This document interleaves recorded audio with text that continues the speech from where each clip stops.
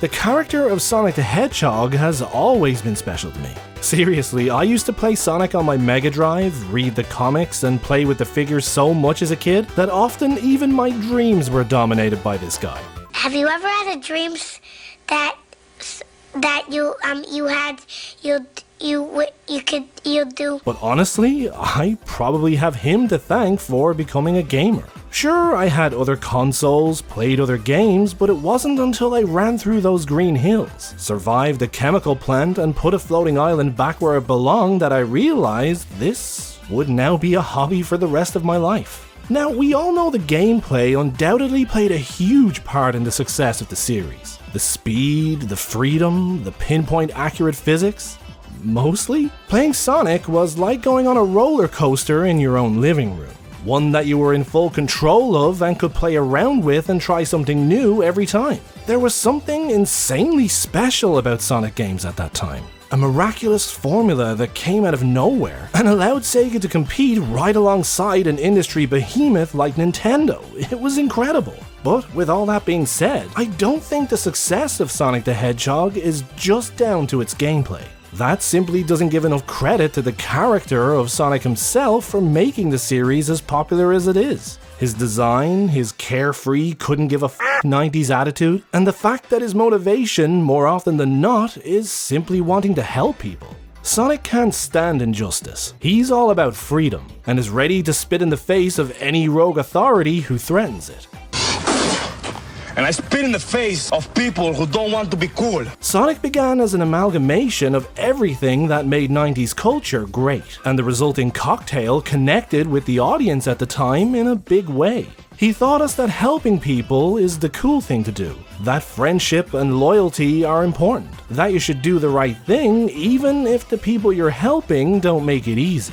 He may have been a silent protagonist at first, but the fact that he was a cool dude radiated from every quill on his body, and his actions always spoke louder than words ever could. Sega caught lightning in a bottle with Sonic, a character that disrupted an entire industry and connected with millions of people the world over. Now they just had to adapt and evolve him alongside his audience.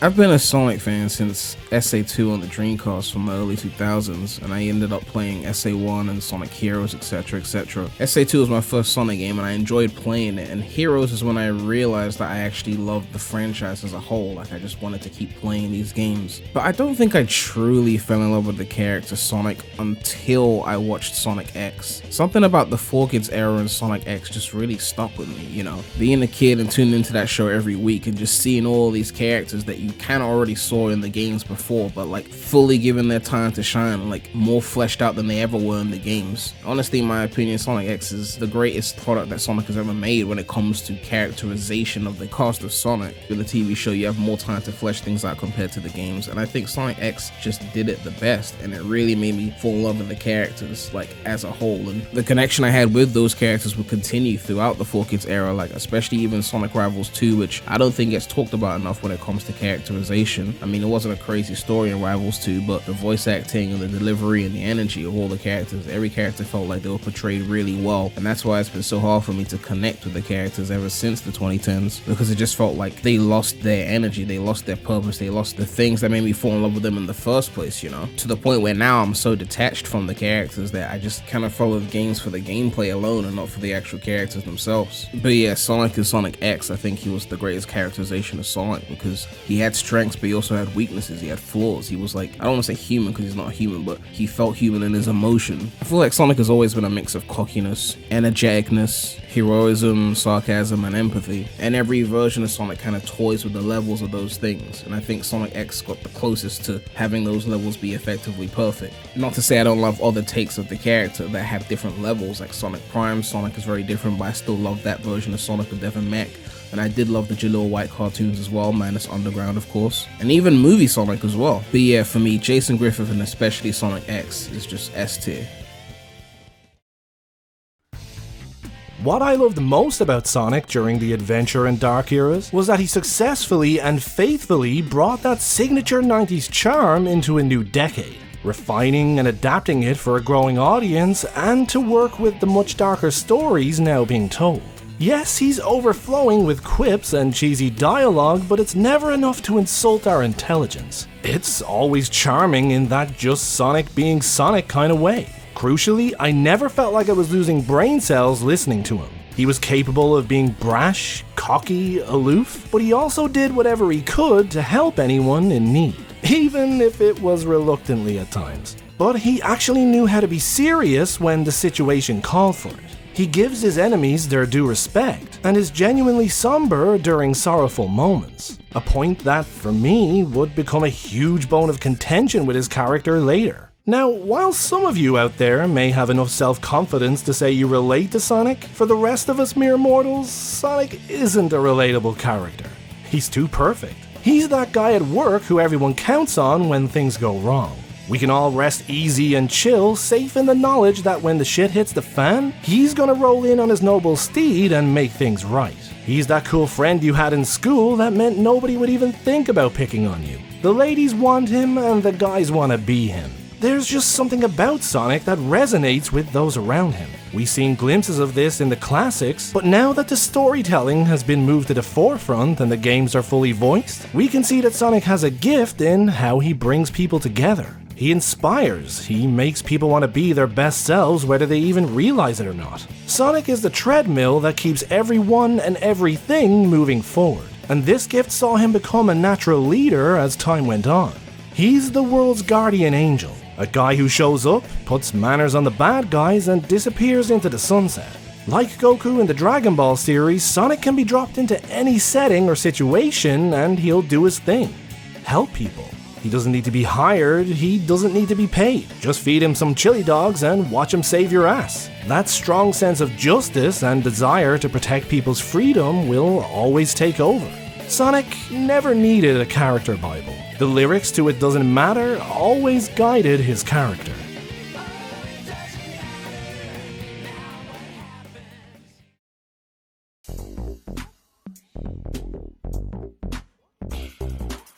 I think a quality about Sonic most people don't talk about is Sonic's in-universe place as an idea, right? Like this avatar or a symbol, and how it encapsulates Sonic as a static character perfectly. To the point where he's not even like a guy that affects you. I mean, he kind of is. One of the best aspects about Sonic is that he's always this guy that shows up to the story and does shit, and everybody's affected by him. But on the other hand, he's not just some guy. He's the literal physical manifestation of whatever the theme is, right? And the way he's presented, Game Sonic, they're very careful that he never has a home, no biological family, he doesn't cry, he doesn't have any insecurities. He's not grounded at all. Naoto Oshima always refers to Sonic as a fairy, because that's kind of what he is. He's this larger-than-life angel almost that shows up when you're dealing with a problem, and he fixes it. Almost every relationship Sonic has works like this, and that's how people see him, both in-universe and in real life, to every Sonic fan that Sonic has directly inspired.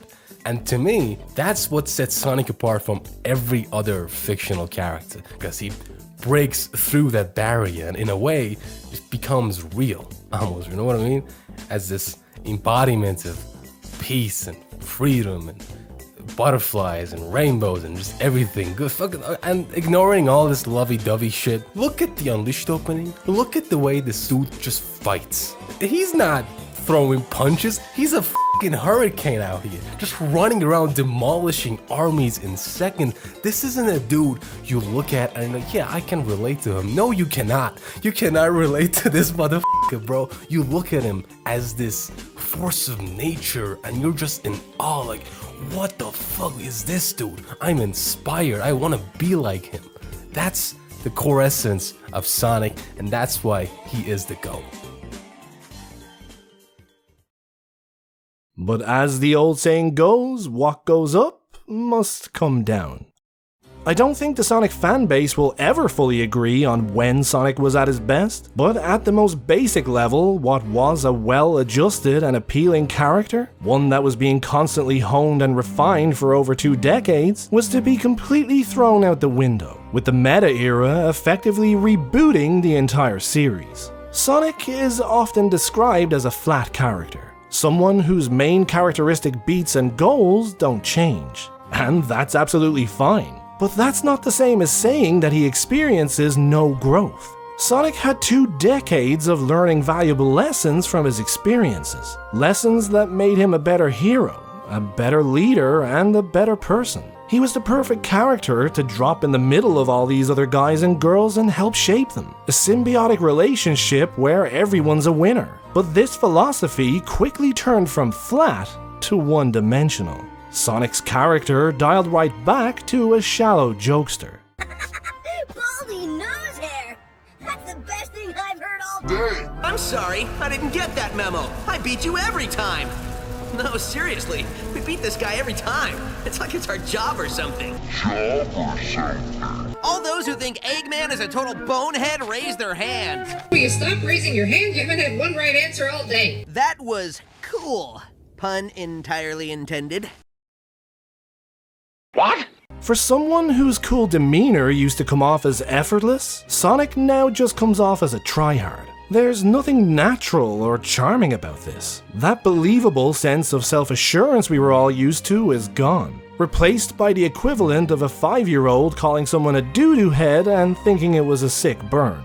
That's his whole character here. World-ending situations aren't to be taken seriously now, and your lifelong nemesis, who has done some truly horrific things, only exists to be the punchline in your joke. The goal, seemingly to remove any sense of genuine threat from him at the expense of any and all urgency in the narrative. Now, I'm not gonna sit here and try to tell anyone what they should or shouldn't like. If you enjoyed these stories and characterizations, fine. But I don't for 1 minute accept that anything about Sonic in these games is even remotely faithful to his established character. These games turned their back on pretty much everything that came before, and they weren't exactly shy about it either. It would be one thing if these issues only impacted Sonic, but there was a clear and deliberate systematic deconstruction of pretty much every character in the series. There was a perfect storm of reasons for this being the case. Writing, shifts in target audience, listening only to specific critics, but the results were a seismic shift in direction for the series. One that saw many lament for the deeper stories and characterizations of the past. One that caused many, myself included, to wonder if things would ever turn around for the series. For me, Sonic Frontiers had a lot riding on it.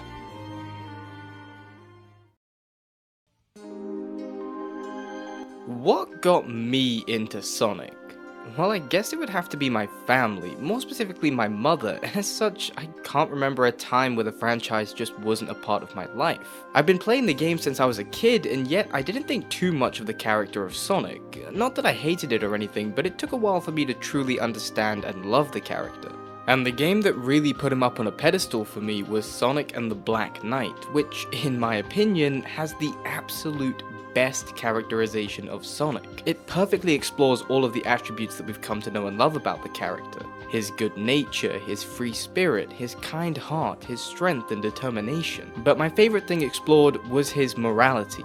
The fact that he doesn't do what is objectively good, but what he believes to be good. And that is so important as it makes the character far more relatable to, well, anyone. No one can really exist that is truly objectively good all the time. We can simply base goodness on our own ideologies, and that's exactly what's explored with Sonic and Melina. Their entire conflict isn't a simple good versus evil, it's just two people with conflicting ideologies. One who believes that a world shouldn't end and steeps it in darkness to ensure its immortality, and the other who believes that what makes life worth living is that there is that inevitability, that we have to live life to the fullest in the time that we have. And the thing with this that not many people talk about is that it can be argued that Sonic is the bad guy here. He is, in a way, preventing a world from existing forever because of what he believes in. And you know what? Sonic knows exactly that, with him stating that he doesn't mind being the bad guy and that he's gotta do what he's gotta do. We see his ironclad will on display here amongst many other features in this game. Not to say that we haven't had standout moments showing his character before, like in Adventure 2, or the way that he inspires change in those around him, or hell, even that one episode of Sonic X where he literally goes up against the entire military in order to help this one disabled girl achieve a dream of hers. but it was ultimately his showing in Sonic and the Black Knight that made him one of my favorite protagonists of all time, and I am so happy that he's returning to form in Sonic Frontiers. Definitely a major step up from the 2010s writing, but let's be honest, pretty much anything is. I've barely scratched the surface here on why I like the character so much, but it looks like I've taken up enough time. Cheers for having me on the channel, Mark. After being sucked through a giant wormhole and getting separated from his friends, Sonic wakes up alone on the first Starfall Island. And after being contacted by the mysterious voice in the sky, the first thing he asks about is saving his friends. Collect the Chaos Emeralds, destroy the Titans, and break down the wall between dimensions. I don't know about you guys, but if I were Sonic, I would have been a bit like, Wait a minute! Who are you? He's not given much to go on, but undeterred, Sonic soldiers on to save his friends. Pretty early on the first island in fact, we can clearly see this isn't meta-era Sonic. We do still see the signature confidence and reckless abandon that the character's been known for pretty much since the beginning, but that's no longer all he is. Sure, he shows no concern at the corruption he's absorbing from these cyber prisons, and he does try to take on a Titan in his regular form and gets his ass handed to him, his new catchphrase for this game being, Careful? Where's the fun in that? but for me, this more so reflects his resolve to rescue his friends. And he gets a lot of opportunities in this game to explore a version of himself beyond just that one-dimensional wall of confidence. How he acts around Amy being the first big one. Sonic's dynamic with Amy has always been predictable in that he usually tends to mirror her intensity. If Amy comes on too strong, Sonic will be evasive and abrasive, coming off as brash while limiting his interactions with her as much as possible. If Amy is calm and level-headed, Sonic reciprocates. Some of my favorite moments in the series for these two happened under these conditions, and I was so glad to see that Frontiers had taken this approach. Showing off a bit of his signature impatience, at first, Sonic doesn't see the point in wasting time helping the Coco when his friends are in trouble right now. But with a little helpful nudge from Amy, playing on his instinct to help those in need, he quickly decides to help them out. Not only is this him realizing that Amy is actually right, and that his eagerness to help his friends quickly was blinding him, but he could also see how important this was to Amy. Trapped half in, half out of cyberspace, Amy is doing the only thing she can do to help people. And it's Sonic's willingness in this game to slow down and live in the moment with his friends that instantly differentiates him from his meta self. With Amy, he shares in her sorrow, being there for her when she sees the mother Coco and her children pass on, and when they experience the vision of two star-crossed lovers dying in each other's arms. For a long time now, Sonic has lacked the emotional depth to pull off scenes like these. We all know from past examples that he's fully capable of them, but for whatever reason, any depth to his character was no longer deemed necessary. A choice that I'm pretty damn happy is now being corrected. For me, the biggest reason I started liking Sonic the Hedgehog was probably the first thing I noticed about him, and the first thing that you all should notice about this character, his design. Now, after bearing witness to this awesome design, the first thing I wanted to do was learn more about this character and the series he belonged to, and that's exactly what I did. Now, I'm not a huge fan of, the labels being thrown around for the different eras of Sonic the Hedgehog, but I do really believe they help justify what makes the series the way it is. And I say that because I grew up during the dark ages of the franchise. This is important for me because if I had grown up in any other era, I definitely would not be as big of a Sonic fan as I am today. And the reason I say that is because during this time period, the adventure games had already been released, and this, in my opinion, was the best time for the characters and the stories for the Sonic the Hedgehog franchise. When I think about Sonic the Hedgehog, this is the time period that comes to mind first, and I'm so glad it does, and it is really the reason why I like Sonic so much. Whenever I go back and play games like Sonic Unleashed or Sonic and the Black Knight or Secret Rings or even just watching the Sonic X anime, I'm able to recapture that same feeling that I had long ago when I first found this franchise. And that isn't to say that newer games like Sonic Frontiers couldn't do that, because in my opinion, this is my favorite Sonic game and it definitely did do that for me, but as far as just the era to its entirety goes, this era, the Dark Ages, was personally my favorite. This era, without even trying, made Sonic cool, and he was made to be a character that you weren't supposed to relate to, but someone you could easily gravitate towards. And this is reflected in the games themselves because Sonic is able to make friends on a very consistent basis by basically just existing. This era to me established that Sonic was not trying to be anything more than who he was. And for Sonic, who he was meant doing the right thing always, and that's what made him so cool. Sonic's characterization in Frontiers is a marked improvement over what came before. That much was obvious even just after playing the first island, but it wasn't until Ares Island and I got to see his dynamic with Knuckles that my confidence was in no doubt. Their broship is 4-cheese pizza levels of cheesy, but also undeniably super dork endearing. Just like these two idiots themselves, listening to all their snarkiness brought a big stupid grin to my face. You really get that sense again that these two know each other for a long time, and after fighting alongside each other to save the world time and time again, they're more than comfortable enough giving each other a hard time and busting each other's chops whenever an opportunity arises.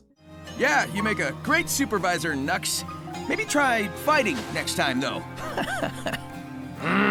But there's also no mistaking that they have each other's backs. Their friendship is a long-standing one, and despite all their childish interactions, they both obviously care about each other. Once again, Sonic inspires and lifts up his friends, and shows some actual emotional range when doing so. He has plenty of light-hearted conversations where his sarcastic and playful energy gets to shine, but he also has some more serious moments with everyone too. One of my favorites being where he helps Knuckles through his identity crisis. This scene is one of my favorites in the entire game, and I love how Sonic brings himself down to match Knuckles' energy, before picking him up with his signature positive outlook on everything. He shows genuine empathy and an honest understanding for the struggles of others. This is all stuff we've seen Sonic do before. It's just been such a long time now that it's honestly surreal to see it again. He even gets to show more depth to his knowledge, discussing the various runes with Knuckles and how they might relate to Angel Island. And whenever he's on the back foot, his reactions are a lot more palatable than what we've been used to.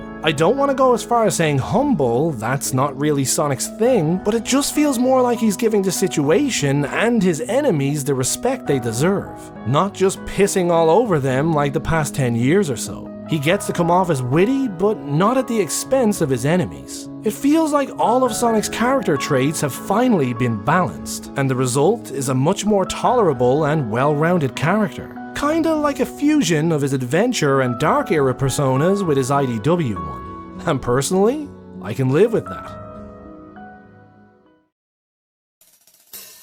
So, why do I love Sonic the Hedgehog as a character? Honestly, he represents freedom to me.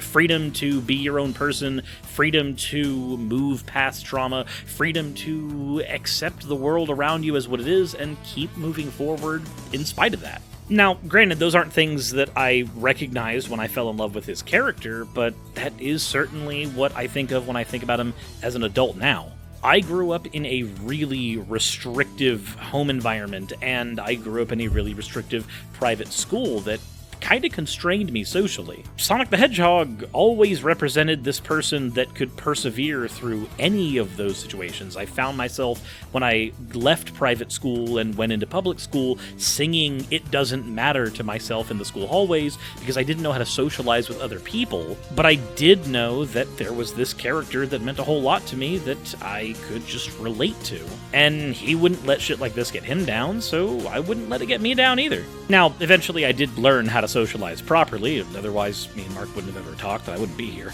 But as I've gotten older and dealt with more of life's traumas and just the things that happen as you're an adult, more and more often aspects of Sonic's character, and especially the music that is used to portray him, here recently, One Way Dream specifically, they're kind of the anthems that run in my head whenever things are going poorly for me, or if things are going really well for me and I need to be uplifted even further just to maintain that feeling. All in all, I think most of this just boils down to Sonic being a comfort character for me. When things are great, then he's there to make sure that you have a wonderful time. But when things are bad, then he's there to let you know that things can get better, and if they don't, you'll be able to make it through it anyway.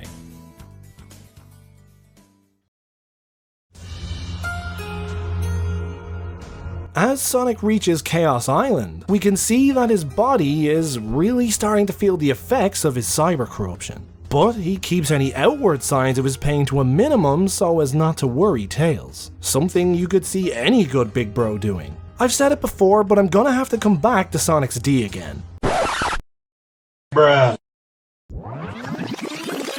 I've said it before, but I'm gonna have to come back to Sonic's dynamic with his friends again. Here he is, ass collapsing with the pain from his cyber corruption, yet he still makes the time to pull Tails out of his spiraling crisis of confidence, coming up with multiple examples of just how wrong he is when he puts himself down. Sonic is so damn proud of Tails, and it breaks his heart to see such an amazing little dude doubt himself like this. It's great to see Sonic actually given the time to praise his friends again, encouraging Tails to do whatever it is he needs to be happy, just like he did with Amy and Knuckles. He'll be sad that he might see less of them as a result, but who is he, a guy who likes to be as free as the wind, to stop them? A gesture that even shatters the hard exterior of that creepy creeper creeping behind the wall. I also love that Sonic calls Tails his little bro in this game. It really brought me back to the 90s cartoons, and it's something I don't think we've really seen in any of the games, at least not in any of the mainline game scripts. But it really hammers home that relationship between these two, and gave me a whole bunch of 90s nostalgia in the process. Sonic has always had his adventurous, free-as-the-wind personality, but at his best, this was always something that coexisted with his more nurturing side. He picked up a sidekick that would mean more work for him as a mentor. He went out of his way to aid and befriend a hermit, offering him a new lease on life and something beyond eternal loneliness. He showed the ultimate mercy to an enraged god, even though it would have been easier to just trap him back in the Master Emerald. He showed genuine sorrow at the loss of Shadow, and comforted those who mourned him most. Sonic is compassionate. He inspires and uplifts. He's genuinely empathetic and understands the struggles of those around him. He puts the time in and is always willing to give everyone the benefit of the doubt. That's why he became such a great leader, even if he's sometimes reluctant to take on that title. He brings out the best in people just by being himself, and that's why I think his character always comes off best when he's surrounded by his friends. For me, when growing up, what kept me interested in Sonic the Hedgehog was of course the games, but also the character itself. Sonic was made to be this heroic and very bold, but also kinda edgy character. He's very cocky, he's kind of lazy, he likes chili dogs, and he likes bullying his enemies. Sonic always had a very distinct personality that set him apart from other games like Mario or Legend of Zelda. That's one of the main reasons why I fell in love with the character of Sonic, and that's because, unlike the competition, he's a bit edgier, he's a bit more serious, he's a bit rebellious. Sonic's character kind of relates back to a lot of Sonic stories, and those stories are a lot more serious and have a lot more stakes at hand when compared to other platformers in its genre. And yes, while Sonic's character is great, you do kind of have to acknowledge the darker periods of his character, such as the meta era when he wasn't as serious, he wasn't as rebellious, he was more of just cracking jokes and he didn't take anything seriously, pretty much. Fortunately, in my opinion at least, I believe that Sonic Frontiers has restored the serious aspect of Sonic's character that we've been missing since, like, 2009? Yeah, I believe that's correct. The last time Sonic was actually serious was back in Sonic and the Black Knight, which was years ago. Sonic's character, at the end of the day, is a character that breaks rules and is rebellious, and he'll save the day in his own way of doing things. The number one rule of Sonic that I think this character should always live by is that, yes, he is rebellious, and yes, he will break the rules. However, there was a manual for Sonic Adventure that explains that Sonic hates oppression, and I believe that's the number one rule that should always be at the root of Sonic's character. I feel like that is what makes Sonic, Sonic. I've said this before in multiple videos, but Sonic really does compete with Dragon Ball's Goku for the all-time Enemies Are Just Future Friends award. He somehow manages to see the good in pretty much everyone, even Killer AI, who has tried to murder him multiple times. But he's also usually right. Many of Sonic's closest friends and strongest allies were at one time his enemies, with a mixture of good character judgment and the thrill of a rivalry inevitably bringing the two sides together. And for Sonic, Sage was no different. Somewhere buried deep in her code is a heart of gold, and Sonic could sense that about her right from the beginning. Even with Sage's threats to leave when they first met, he was still instinctively concerned for her safety, asking if she too was trapped in cyberspace. Throughout the game, Sage throws pretty much every stubborn trick in the book at Sonic. She's abrasive, cryptic, even homicidal, and Sonic actually calls her out on this, but he never closes the door on her completely. And from stalking Sonic from island to island, Sage inevitably starts to warm to him. First, she just begrudgingly respects his abilities. Then she admires his never say die attitude but still discounts him as doomed. Then she finally sees what everyone else in Sonic's world sees in him, and she actually starts to care about him. She is literally programmed and under orders to be his enemy, and even that's not enough to ignore the charms of his character.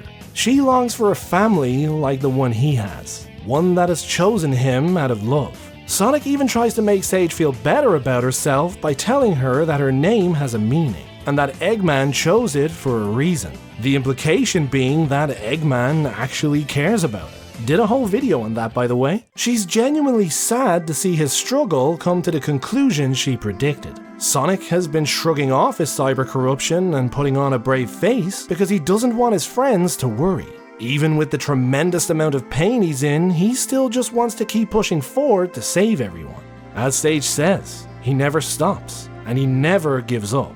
The dude literally sacrifices himself to save his friends. How can you smile when you can barely stand? Sonic will do anything to protect those who are precious to him. He knows that he's in trouble. He just doesn't care. If the cost of saving his friends is his life, then so be it. And it's far more in character that he do that with a smile than cracking cringy quips and minimizing everything. Sonic took death on the chin with a smile, and I don't think there's anything more badass than that.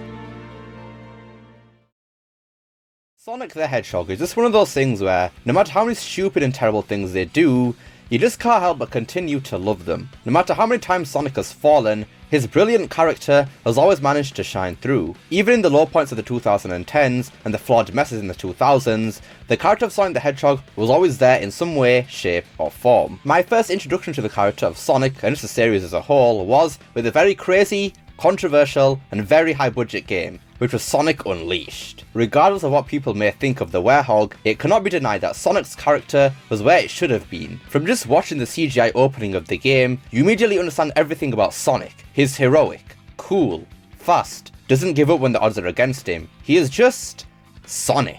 Even throughout the game, we see Sonic feeling down when Amy doesn't even recognize him when he's the Werehog, and being a true friend with Chip.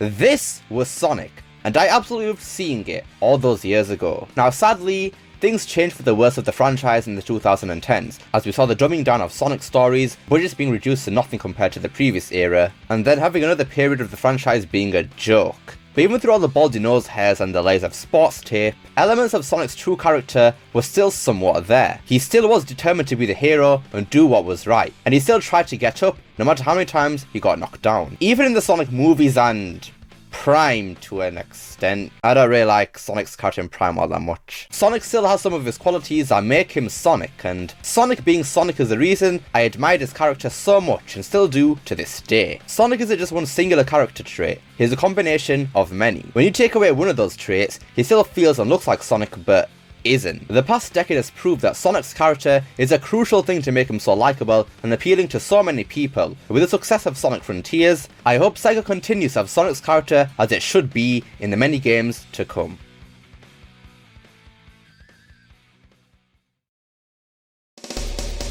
Honestly, I think something that really drew me into Sonic's character is just the whole cool factor he kind of had. When you see scenes like for example, the Sonic and the Black Knight intro scene where, you know, he comes in, he gets summoned by Merlina, and he's just kind of like, straight away he's on it. He's like, oh, these are the bad guys? Bet. Running around past everyone, beating them all. The Sonic Unleashed intro, bro just pulls up, absolutely tears through Eggman's defenses. and going super as well just to top it all off. Like, come on now, like, he's just so cool. I mean, even like the whole kind of era, I think it's like the dark era they call it. That's when I think Sonic's character was at his peak, even including like SA2 and even including like Sonic 06, like the Sonic 06 intro scene. Eggman is pulling up, he's got his robots, about to take a lease. Sonic just comes in out of nowhere, just bang, bang, bang, bang, bang. I think it's the sense of urgency with Sonic. Like, he knows exactly what he wants to do, and he just does it, and he does it well. And he is so cool and so inspiring, especially when I was a kid. So inspiring just to watch Sonic on the screen and just watch him do what he does. And it's like, damn, like, I want to just go and be cool. And it's also like the whole Night of the Wind aspect, you know, like the whole, like, he's just free to do whatever, like wherever the wind takes him, that's where he goes. Like, you know, nothing ties him down, nothing like holds him back. It's just his sense of morality and just like, if I want to do this, I'ma do this, you know? So yeah, I think that's what kind of draws me to Sonic.